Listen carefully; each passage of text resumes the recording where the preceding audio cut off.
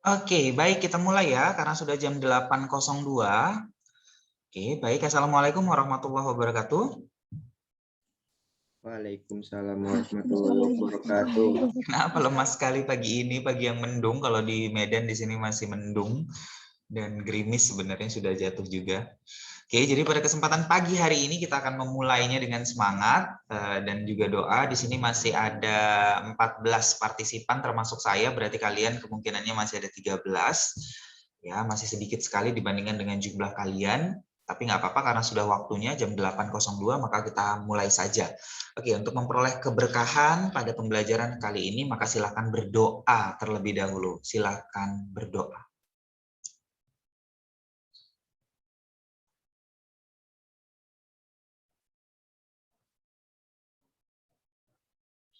Baik ya, berdoa selesai.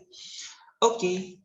Nah, jadi pada kesempatan hari ini kita akan melanjutkan pembahasan soal yang minggu lalu. Minggu lalu itu kita berbicara mengenai soal UTBK tahun 2019, soal aslinya ya, baik itu di TPS kuantitatif maupun di pengetahuan umum. Jadi kalau misalnya hitung-hitungan yang kaitannya dengan penalaran dan matematika itu tidak hanya di materi, submateri TPS kuantitatif, juga ada di pengetahuan umum.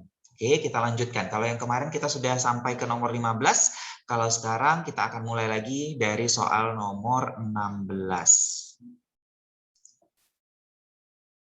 Oke, ya seperti biasa sediakan alat tulisnya. Baik, kita mulai di soal nomor 16. Oke ya. Nah, di sini dikatakan apa? Dikatakan bilangan ganjil 6 angka yang lebih kecil daripada 500.000, begitu. Lalu kemudian dan dibentuk dari semua angka ini 2, 4, 5, 6, 8 dan 9 ada sebanyak. Berarti ini materinya adalah merupakan materi peluang. Penalaran juga sih sebenarnya ya, kaidah pencacahan. Apa yang dibilang ganjil? Lalu kemudian 6 angka lebih kecil dari 500.000. Oke, nah itu syaratnya. Oke, yang membedakan antara ganjil dan genap ini bagaimana cara melihatnya, Nak? Sebuah bilangan ganjil dan sebuah bilangan genap, kita membedakannya dari mana? Habis dibagi dua atau tidak, Sir? Benar, kalau misalnya duit juga boleh itu ya, habis dibagi dua atau tidak. Apakah ada cara lain yang lebih singkat untuk menentukan bilangan ganjil dan bilangan genap? Tanpa harus melakukan pembagian, hanya dilihat saja? Lihat dari bilangan yang paling belakang, Sir. Bilangan yang paling belakang. Ada 0 di belakang tadi boleh ya. Kalau misalnya ada 0 berarti dia genap. Tapi apakah hanya 0 saja? Enggak, Sir. Kelipatan 2 juga, Sir. Iya, kelipatan 2 ya. Jadi nanti kalau misalnya satuannya, benar, yang paling belakang itu kan satuan ya. Kalau satuannya adalah merupakan bilangan genap, maka nanti namanya adalah bilangan genap gitu. Tapi kalau misalnya satuannya adalah bilangan ganjil atau angka ganjil, maka nanti bilangannya secara keseluruhan itu adalah merupakan bilangan ganjil. Benar. Jadi angka yang ada di belakang, paling belakang itu namanya adalah satuan. Oke, di sini mau dibentuk 6 ya. Berarti nanti dari 2, kan tadi angka penyusunnya itu 2, kemudian ada 4, kemudian 5, kemudian 6, kemudian 8, dan 9. Oke, berarti kan yang ganjil itu adalah 5 sama siapa? Sama 9 ya. Oke, berarti ini pasti berada di belakang. 5 dan 9 pasti berada di belakang. Oke, nah ini juga 6. Berarti tidak ada angka yang berulang di sini. 1, 2, 3, 4, 5, 6. 1, 2, 3, 4, 5, 6. Begitu ya. Nah, berarti kita susun dulu dari yang belakang. Bukan dari yang di depan, karena kita mau melihat ganjil atau genap itu ditentukan dari yang paling belakang. Berarti di yang belakang ini 5 sama 9. Berarti akan ada 2 kemungkinan. Jadi ingat bahwa yang diisikan di dalam kotak adalah banyak kemungkinan, bukan angkanya. Bukan angka 2 ini yang saya tuliskan di belakang, tapi banyak kemungkinannya ada 2 angka. Siapa dia? 5 dan 9. Tetap bahwa yang terpilih itu 1. Kemungkinannya yang ada 2. Terpilihnya adalah 1. Oke, berarti lalu kita isi yang di depan. Isi yang di depan itu adalah nih, lebih kecil daripada 500. Kalau lebih kecil daripada 500.000, maka nanti angka yang di depan itu boleh angka berapa saja? 24. 24, Sir. 24 saja, ya kan? 2 berarti 200-an, 4 berarti adalah 400-an. Berarti ada 2 kemungkinan, benar. Gitu ya. Oke, berarti di sini kan nanti terpakai 1 juga. Berarti bersisa 1 angka yang belum dipakai. Yang belakang juga, yang dipakai 1, yang sisa 1.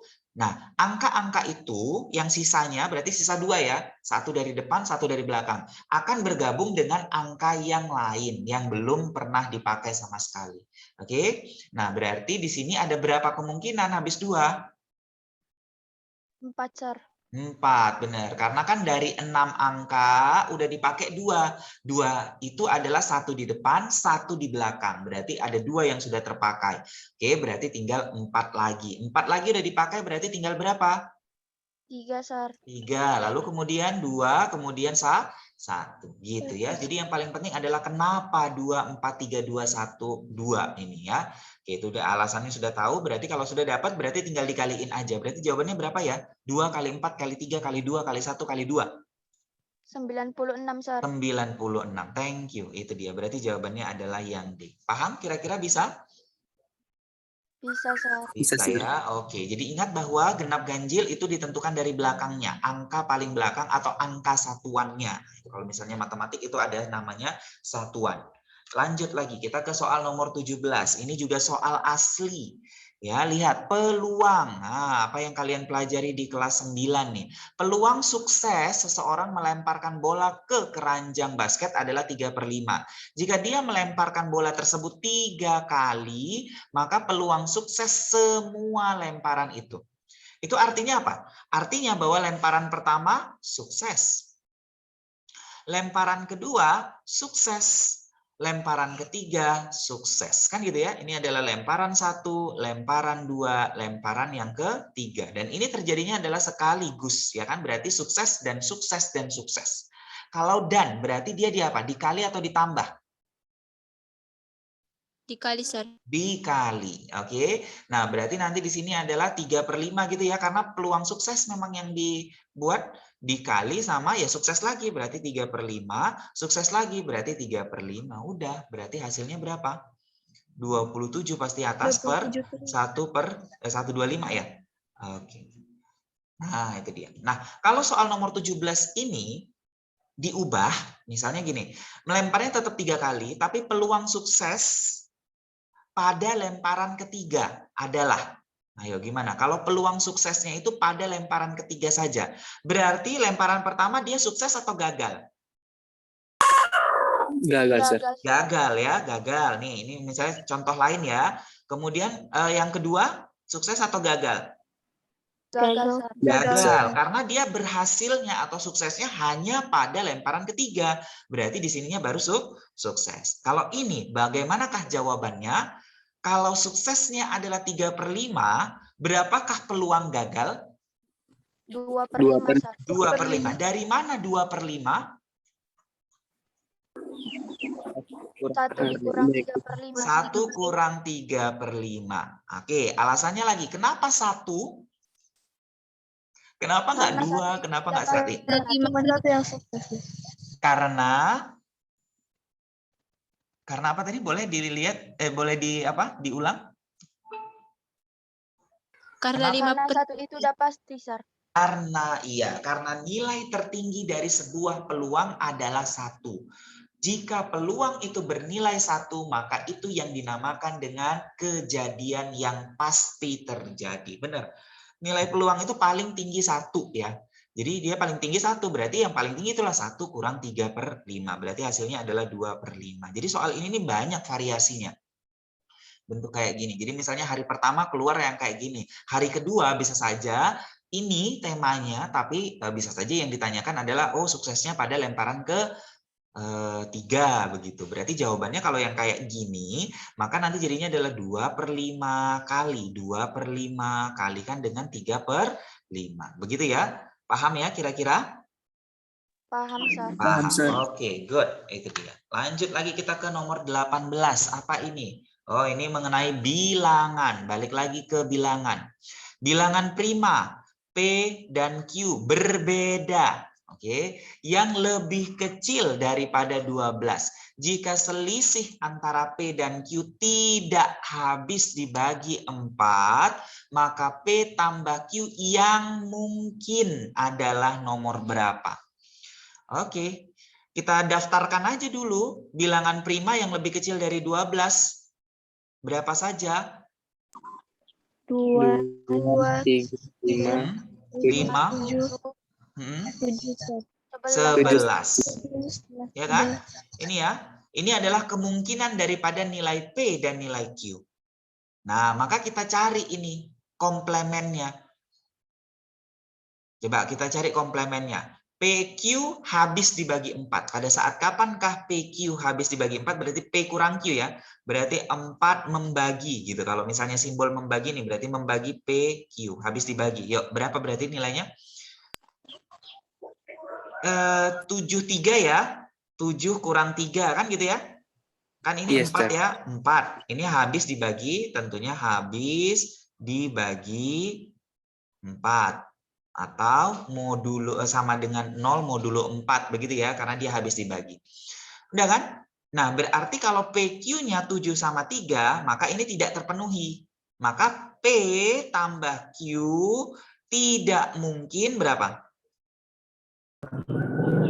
Tidak mungkin 10. Karena kan ini 7 tambah 3, 10. 7 kurang 3, 4. 4 habis dibagi 4, salah dong. Berarti ini nggak mungkin.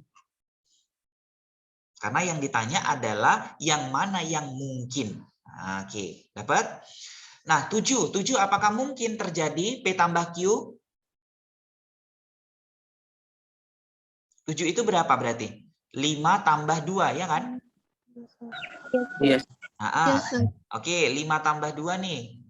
Apakah 5 kurang 2 habis dibagi 4? Tidak, Sir. Tidak, berarti boleh ya. 8. 8 itu berapa tambah berapa? 5 tambah 3. Oke, 5 prima, 3 prima. 5 kurang 3. 2. Apakah 2 habis dibagi 4? Tidak, ya. 4 habis dibagi 2, tapi 2 tidak habis dibagi dengan 4. Berarti ini boleh ya. 9. 9 itu berapa tambah berapa? Kemungkinannya. 7 boleh, 7 tambah 2. 7 tambah 2, kurangkan. Kalau dikurangkan berapa? 5. 5. 5 tidak habis dibagi dengan 4. Benar ya? Kan tidak habis dibagi dengan 4. Lagian kalau 1, 2 benar, pasti 3 benar. Maka jawabannya adalah ayam. Oke, dapat? Oke, ini adalah bilangan. Bilangan muncul juga. Ini apa?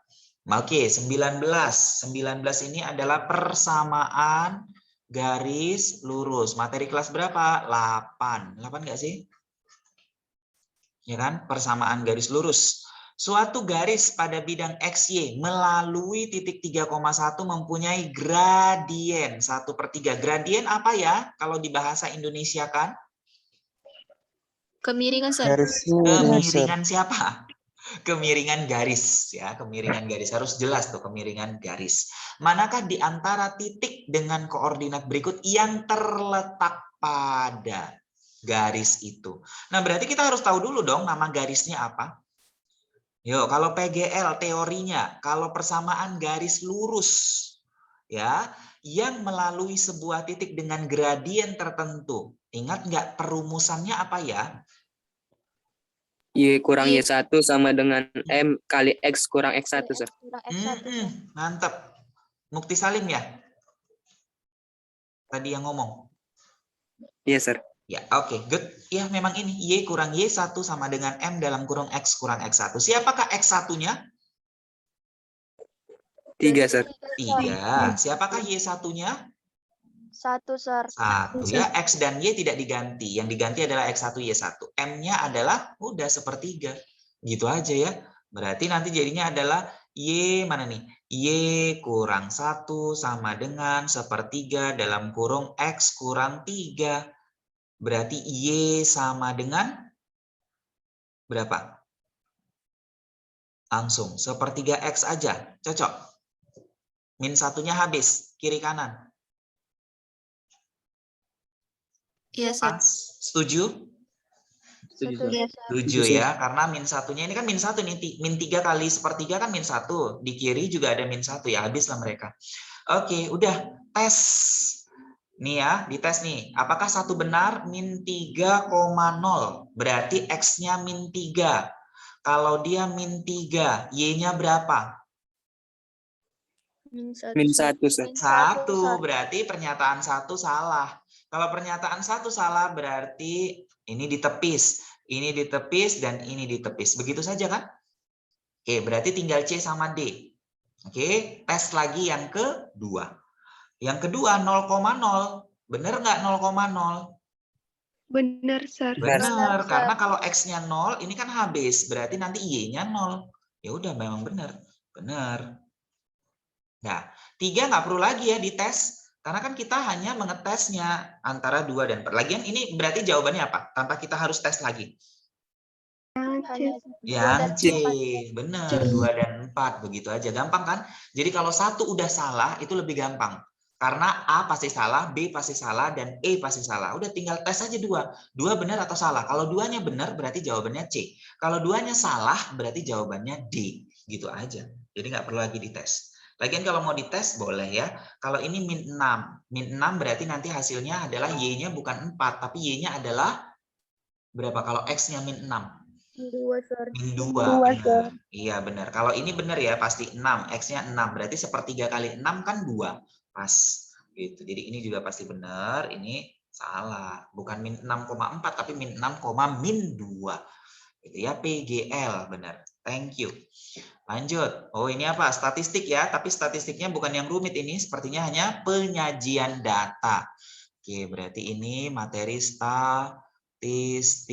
Statistika kelas berapa sih SMP? Kelas 9 ya? Ada nggak kelas 9 statistik? Oh, penyajian data kelas 7 juga udah ya? Sudah, Sir. Sudah ya? Sudah, Oke, kelas 7 penyajian data. Grafik di atas menyajikan jumlah seluruh siswa dan jumlah siswa perempuan pada 4 sekolah. P, Q, R, dan S. Manakah di antara pernyataan berikut yang benar? Oke, berarti yang pendek ini pasti adalah perempuannya nih. Kan nggak mungkin yang si hitam adalah perempuannya. Masa perempuannya lebih banyak daripada jumlah siswanya? Nggak mungkin ya.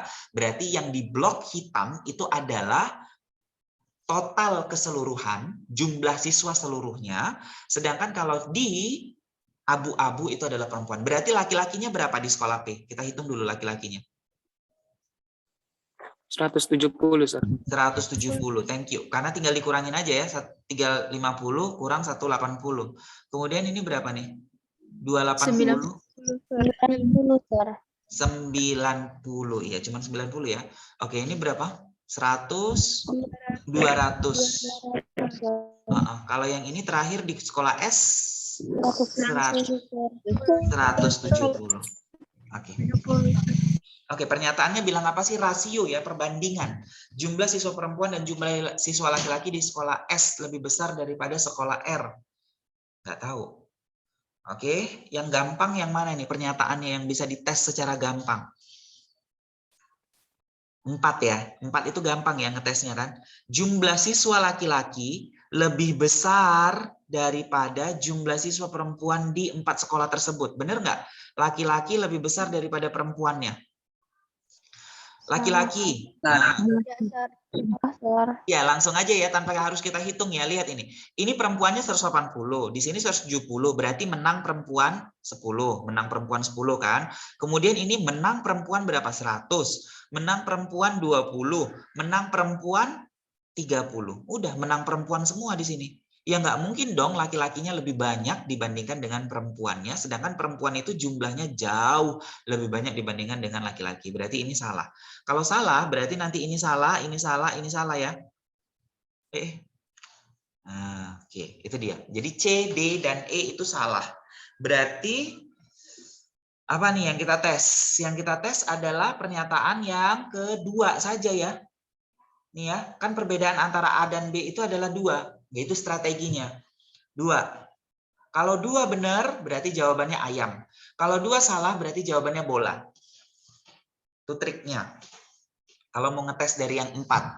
Kalau 4 salah, maka teslah yang 2. persentase jumlah laki-laki di sekolah R lebih besar daripada sekolah P. Berapa laki-laki di R? 200. Oke, 200 per, karena persentase ya, per 420. Oke, kalikan dengan 100%, itulah untuk si R. Kemudian untuk si P, itu berapa per berapa ya? P 170 per 350, Sir. 350 dikali sama 100%. Bener nggak ini? Mana nih bisa kita habiskan yang mana nih? Ini habis ya. Coba berarti nanti jadinya adalah 2000 bagi 42. Sama satu lagi ini adalah 1700 dibagi sama 35. Yang mana nih yang lebih besar? 2000 bagi 42 dapat berapa ya, Nak? 47,61, Sir. Berapa? 47,61, Sir. 47,6%. Oke, kalau yang ini dapat nggak? Sampai nggak di 40-an? 48 itu, Sir. Yang Oh, 48, malah lebih besar ya, walaupun angkanya lebih kecil sedikit ya kan, tapi ternyata di situ adalah malah lebih besar. Iya ya, pas ya? Coba. 1700 bagi 35.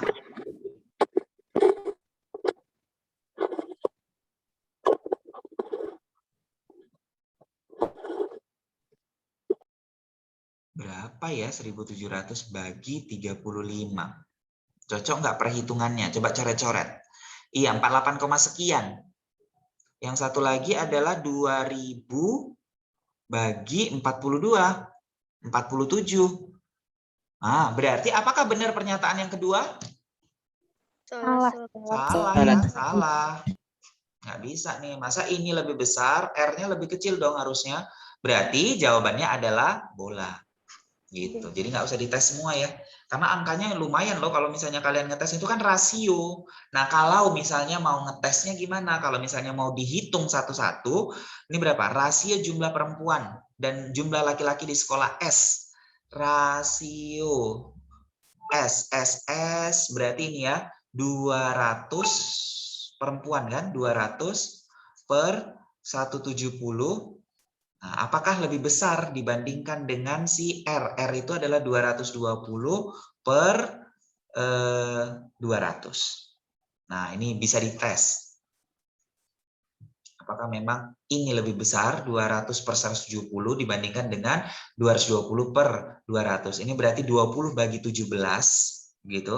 Apakah lebih besar dibandingkan dengan 22 dibagikan dengan 20? 22 bagi 20 berapa? 1,1. Cocok 1,1 ya? Iya, Sir. Ya, 1,1. Yang rumit adalah ini. Coba 1,1 kali 17 gitu aja. Nah, apakah dia di atas ini? Kalau 1,1 itu kan berarti 17 kali 11 ya. 17 kali 11 itu 11. Tambahin aja kan? Itu kan kalau perkalian 11 berarti jadinya adalah 187. Nah, berarti kalau 1,1 dikali sama 17 itu masih dapatnya adalah 18,7. Nah, berarti pasti 20 kan di sini. 20 bagi 17 ya pastilah lebih besar daripada 1,1. Karena 1,1 saja dikali 17 itu adalah 18,7. Ini 20 dia punya. 20 bagi 17 pasti lebih besar. Benar ya? Berarti ini pasti benar. Gitu kalau mau dites. Lalu yang nomor 3, persentase jumlah perempuan di Q paling besar. Nah, apakah memang iya dia adalah yang paling besar? Nah, lihat di sini. Berarti kalau biasanya persentase berarti 190 per 280 dikali sama 100%. Bandingkanlah dengan yang lain. Bayangkan tuh. Kalau dibandingkan kan berarti kita harus tahu nilai P. Berarti 180 per 350 kali 100%. Kita harus tahu di R. 220 per 420 kalikan dengan 100%. Kita harus tahu di S. 200 per 370 kalikan 100%. Tentunya mengetes yang nomor 3 ini bisa wasting time, menghabiskan waktu. Jadi hati-hati terjebak dengan soal-soal yang seperti ini. Soal yang kita anggap mudah, yang penting bisa, kan perhitungannya perhitungan yang mudah ya. mengubah ke dalam persen. Tapi lihat, yang sulitnya apa? Sulitnya adalah di angka. Angkanya di sini, ini koma-koma loh kalau misalnya dibagi, begitu. Ya, jadi strateginya itu yang harus dijalankan. Gimana strategi yang bisa dilakukan mulai dari kelas 11? Ya sering jawab soal. Learning mathematics is doing mathematics, nggak bisa dihafal-hafal. 21. Untuk membuat 1 cangkir kopi diperlukan kopi 3 sendok, creamer 2 sendok. Telah digunakan 5 sendok dan creamer A sendok untuk membuat beberapa cangkir kopi. Manakah hubungan yang benar antara kuantitas P dan kuantitas Q berdasarkan informasi yang diberikan? Oke, berarti di sini ada sendok. Di sini ada sendok, nggak bisa sendok ya. Memang ada dua-duanya sendok. Di situ ada kopi dan ada creamer. Coba kalian dulu deh mikir gimana cara jawabnya. Atau apa jawabannya. Putuskan katanya. Apakah yang mana yang benar? Di sini ada kopi. Di sini ada creamer.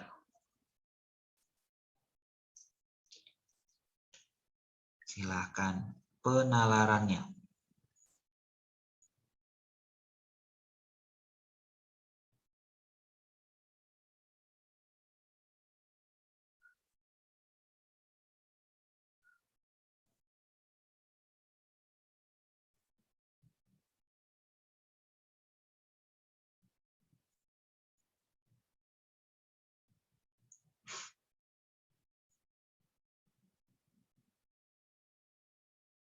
Dapatkah?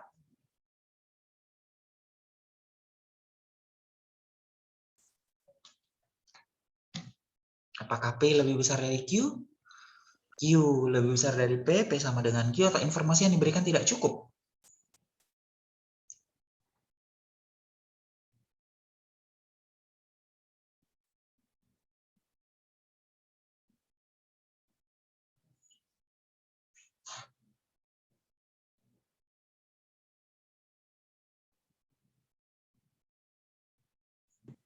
P lebih besar dari Q, Sir. P lebih besar daripada Q.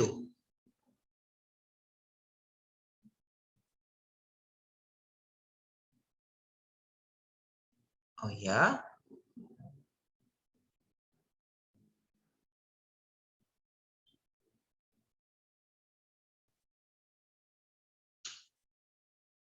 Boleh kasih tahu alasannya kenapa P lebih besar daripada Q?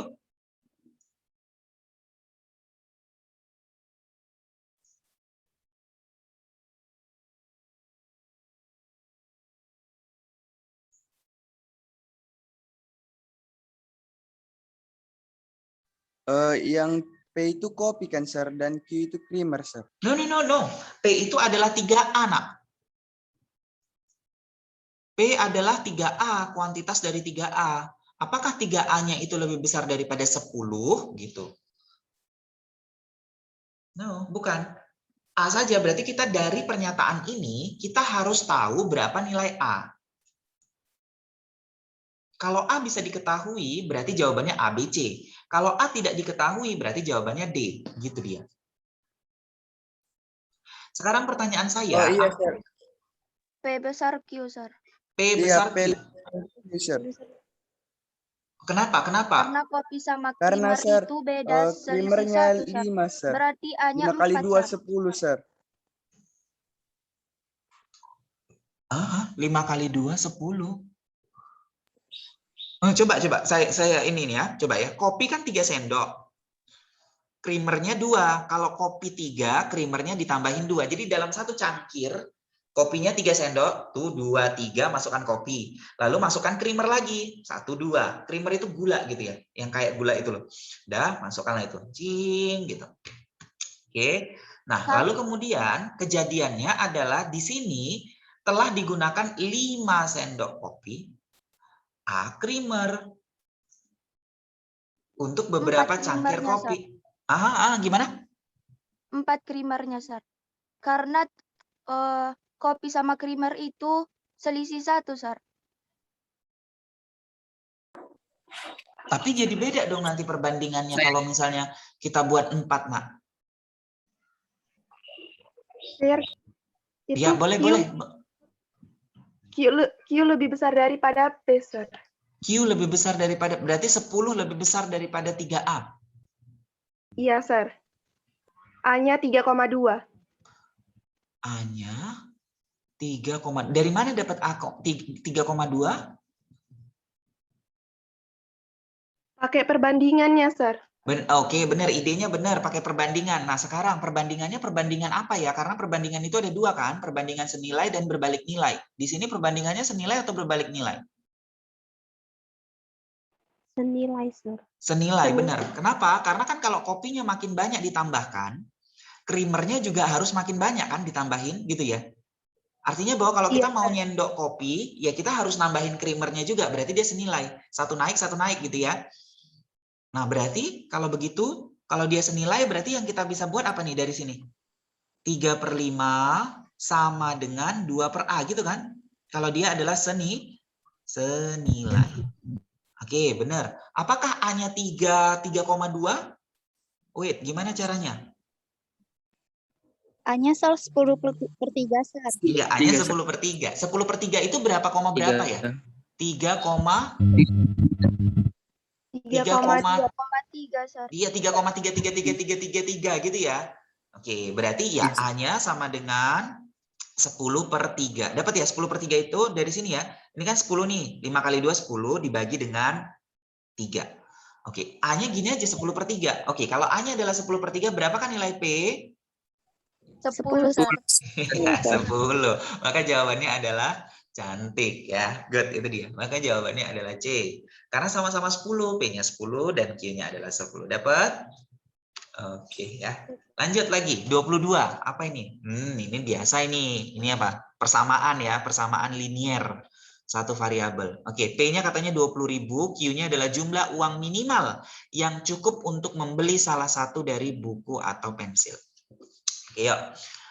Harga satu buku dan satu pensil itu adalah 35.000. Selisih buku dan pensil 5.000. Oh ya udah. Berarti buku ditambahin pensil itu nilainya 35. Selisih berarti buku dikurang pensil 5.000. Dikurang boleh, ditambah boleh ya. Kalau saya mau ditambah berarti P-nya yang habis, berarti 2B sama dengan 40.000. Berarti bukunya berapa? 20.000. Kalau bukunya 20.000, berapa pensilnya? Langsung aja lah. Pensil berapa? 15, Sir. 15.000. Oke. Ini dah.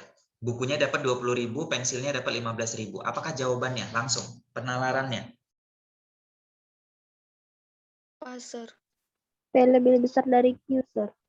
Oh, berarti Q-nya berapa? Kalian anggap? 15.000, Sir.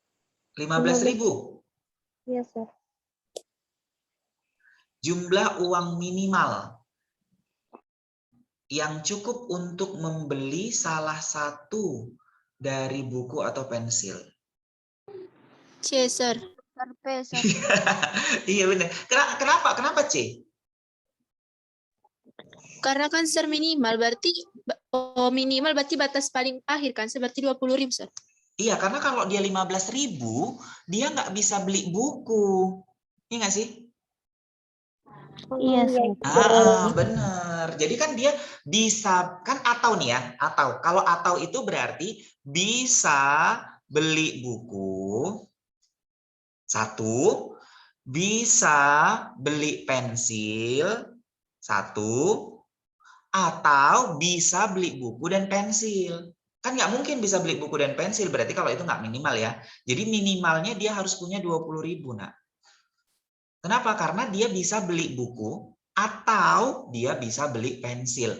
Kalau misalnya dia punya 15.000, dia hanya bisa beli pensil. Bukunya dia nggak bisa beli gitu. Jadi salah satunya berarti terpenuhi di 20.000. Oke. Menjebak sekali ya. Oke, statistika balik. Median. Median apa ya median? Nilai tengah, Sir. Nilai tengah. Nilai tengah cukup? Ini nilai tengah berarti karena dia di tengah-tengah. Nilai tengah data yang sudah diurutkan. mulai dari yang paling kecil sampai dengan yang paling besar, atau median adalah nilai tengah data berurutan. Gitu. Nah, katanya mediannya itu X, mediannya X ya. Manakah hubungan yang benar antara kuantitas P dan Q berikut berdasarkan informasi yang diberikan. Berarti kita susun dulu lah datanya. Datanya belum tersusun ini. Berarti 4. Habis 4 berapa? 5. Habis 5? 11. Baru X ya kan? X. Habis itu berapa? 16, 16, 19, 19, dan 22. 22, Sir. Oke. Nah, sekarang bisa nggak ditentukan nilai X-nya ini? Berarti X-nya itu rentang ya? X-nya pasti rentang toh? X-nya itu pasti di antara. Ya kan? X-nya di antara berapa ke berapa ini? Supaya dia median. Di antara 11 sampai 16, Sir. 11 sampai dengan 16. Pertanyaannya boleh nggak 11 X-nya? Enggak, Sir. Enggak, Sir. Kenapa kalau 11? Kenapa nggak boleh 11 X-nya?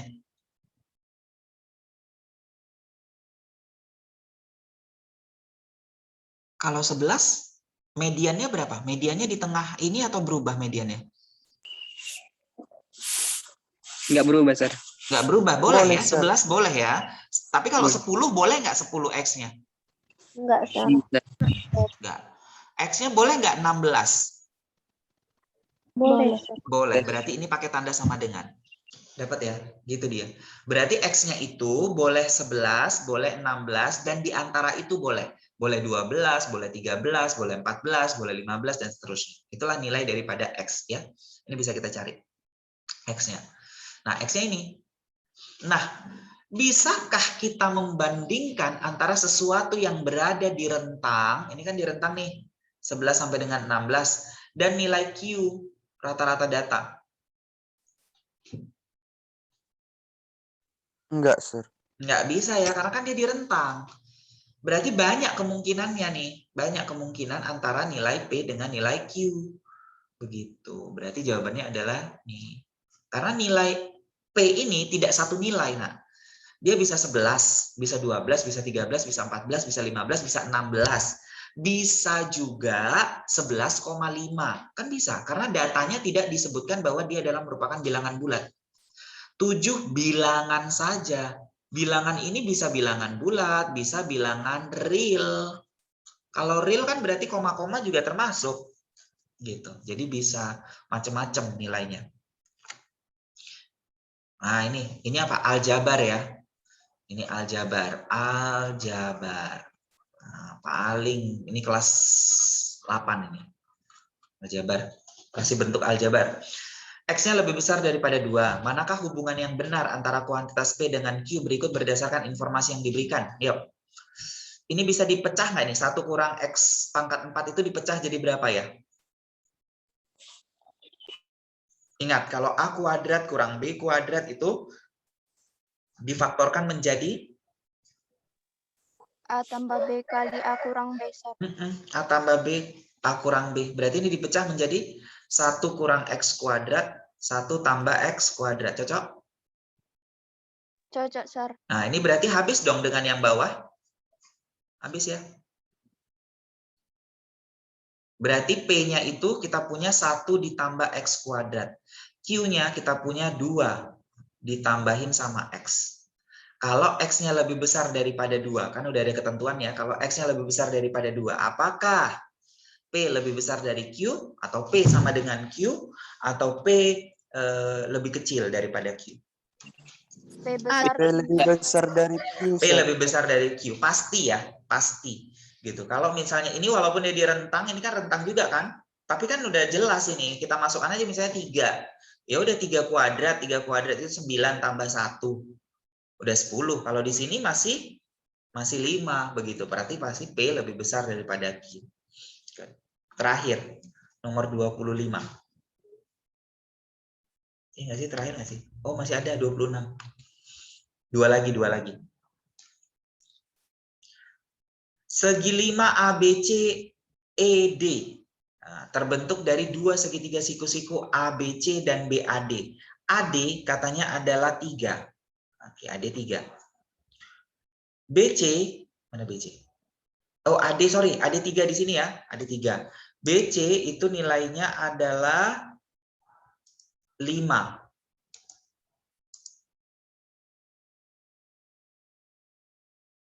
Oke, di sini 5. Lalu apa lagi?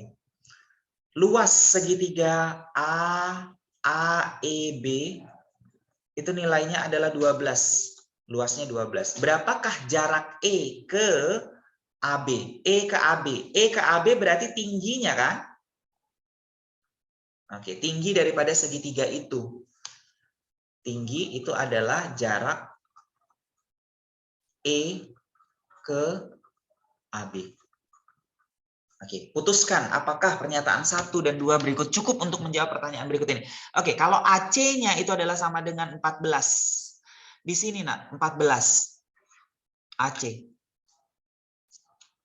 Kalau AC-nya 14, siapakah yang bisa diketahui panjangnya?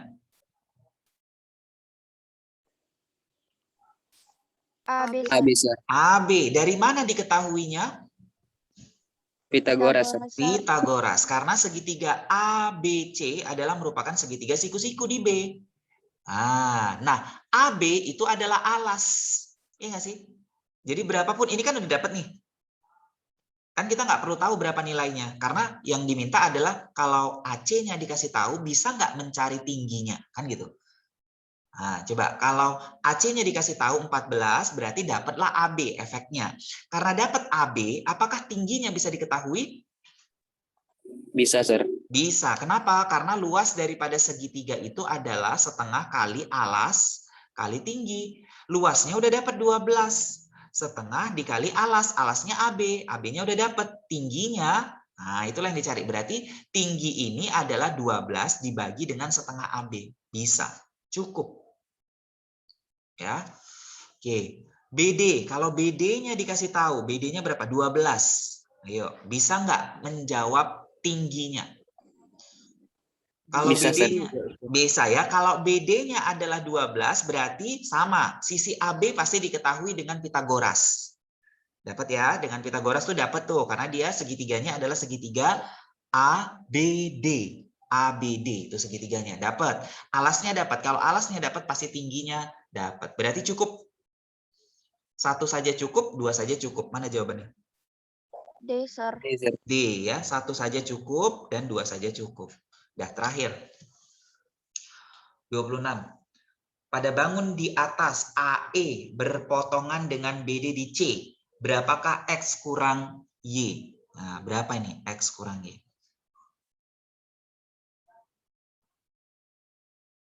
Nah, itu ya. Putuskan. Jadi yang ditanya bukan ini, tapi putuskan apakah pernyataan 1 dan 2 berikut cukup untuk menjawab pertanyaan ini. Coba, kalau AB sama dengan BC, sama dengan AC. Apa efeknya? Kalau mereka semua sama pada pernyataan 1 ya, berarti ini pasti X. Ini pasti X. Cocok? Iya, Sir. Cocok, Sir. Oke. Sir. Efeknya adalah kalau ini X, ini Y, berarti dari sini X sama dengan Y. Alasannya kenapa bisa saya katakan bahwa X sama dengan Y?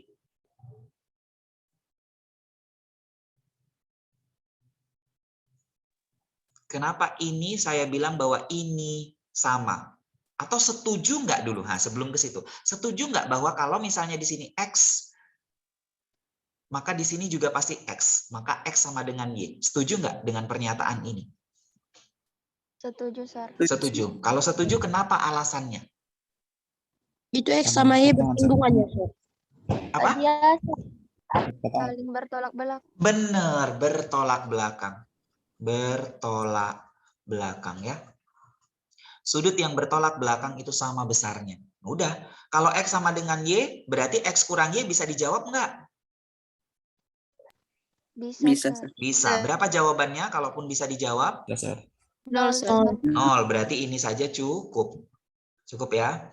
Oke. Baru kemudian untuk yang kedua. Yang kedua, nah ini beda lagi. Kalau misalnya, ini udah nggak ada ya, karena kan kita hanya mengetesnya saja nih. Sebentar, ada chat.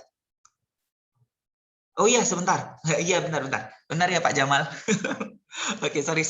DE itu adalah, ya, DE. Ini saya agak cepat aja karena waktu saya udah habis rupanya. DE ini sama dengan EC, sama dengan ini. Efeknya adalah ini Y, benar ya? Berarti ini nggak ada kan? Ini nggak ada. Karena ini kan pernyataan satu. Berarti di sini adalah Y. Coba, kalau di sini adalah Y, karena dia sama dengan ini, apakah bisa ditentukan X kurang Y-nya? Ini nggak ada ya? Bisa, Sar. Hah? Bisa? Gimana cara nentuinnya? Perhatikanlah segitiga apa? Segitiga ABC. Besar sudutnya adalah pasti 180. Berarti ini kan kita harus tahu dulu nih. Ini kan belum tahu, belum ada ya. Yang di sini tuh sudut B belum ada. Berarti sudut B itu nilainya adalah 180 dikurang X ditambahkan dengan Y. Nah, berarti nanti nilainya berapa? Ya udah ini aja. X tambah Y nggak tahu. Berarti sudut B tidak diketahui. Karena sudut B tidak diketahui, maka tidak bisa ditentukan berapakah nilai X kurang Y-nya. Berarti di sini tidak cukup. Nggak bisa dia. Itu berarti jawabannya adalah satu saja cukup. Satu saja cukup untuk menjawab pertanyaan, tetapi pernyataan dua tidak cukup. Ya, berarti jawabannya A. Nggak bisa kalau misalnya hanya DE sama dengan EC sama dengan DC. Oke, baik, karena waktu saya sudah habis, ya, maka silakan dijawab lagi sesuatu yang ada di psikologinya. Baik, saya akhiri. Wabillahi taufiq wal hidayah. Assalamualaikum warahmatullahi wabarakatuh. Waalaikumsalam warahmatullahi Terima kasih, wabarakatuh. Sar. Oke, siap.